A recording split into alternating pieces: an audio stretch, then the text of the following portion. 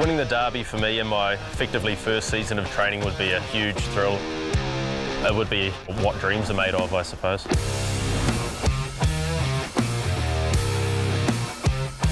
How I got into the industry wasn't your typical path into it.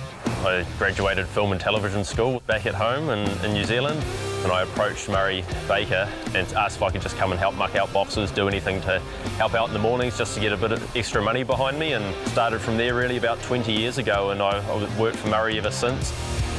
Murray is a very hard taskmaster, but I think that instilled good discipline into me.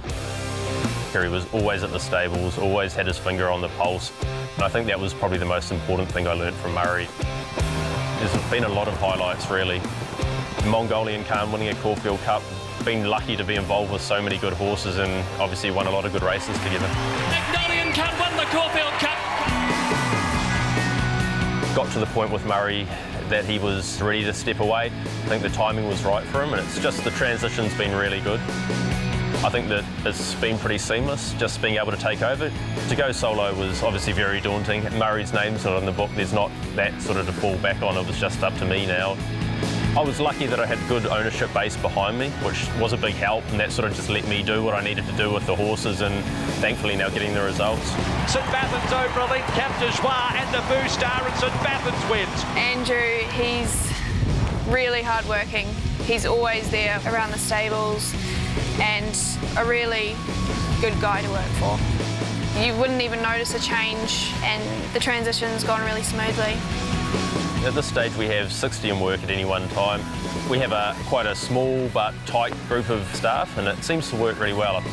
I've been really happy. It was quite hard through the winter, like a lot of slower horses going around, but now that the better horses have stepped out and we're running in some better races, we're getting results, and I can't be more happier than how it's gone so far. Mr Maestro just in front of Muramasa, 50 to go. Mr Maestro digs in, just in front, and won it. And Mr Maestro, I think he is the star of the stable, and hopefully he can go on to prove that. And he's not an overly big horse, but he is starting to really develop and fill out, and I think you've seen that, the improvement in him in the last month or two, just as he's gotten physically stronger and he's more confident in himself and what he's doing. Mr Maestro, he's a character, a huge personality. He's very stubborn but loves the attention. He's easy to train.